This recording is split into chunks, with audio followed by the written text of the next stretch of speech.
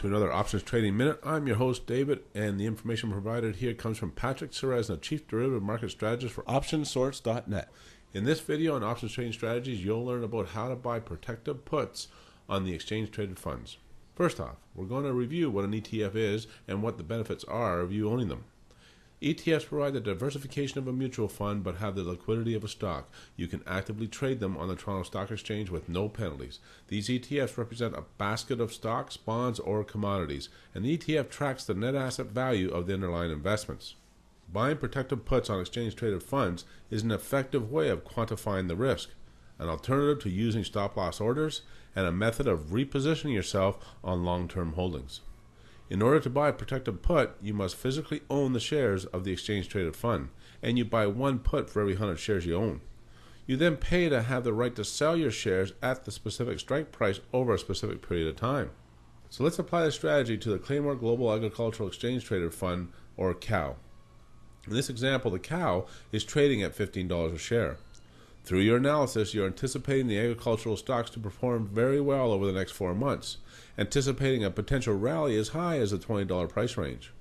So our objective is to participate in the upside while managing the risk of the downside. So when we look at the 4-month $15 strike protected put, it's asking $1.50 per share. If we purchase 1,000 shares of the CAO at $15 per share, it would cost us $15,000. We then purchase 10 puts to ensure the downside risk of the investment. That $1.50 per share represents an upfront 10% cost for the protection.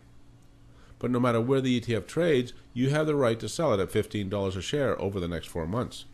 So let's review the benefits of using protected puts over the stop-loss orders. The first risk of traditional stop-loss orders is the risk of market volatility. In this example, you'll purchase shares of the CAO exchange-traded fund and just use a traditional stop-loss order with no protective put and are whipped out of the market by your own stop-loss order. Or even worse, if you experience a morning gap slippage where the stock price had fallen overnight to below your stop gap and the actual order gets filled at a lesser amount, like in this example, $12.75. With a protected put, no volatility stop-out risk. You have a guaranteed strike price exit, with the only disadvantage being the upfront cost to purchase, the cost of the insurance. In this example, we'll compare using the standard average down strategy with and without options. Traditionally, investors buy more shares at the lower market price to offset the higher price paid earlier and reduce the overall cost per share by averaging. Using protected puts as an alternative to traditional averaging down, you can sell your shares at $15 and buy back your position at the new $10 price. So when you buy protected puts, it prevents that feeling of being trapped in a losing position. It prevents you from making a short-term trade into a long-term holding and tying up your cash. And it also gives you control to reposition. Thank you for watching this Options Trading Minute.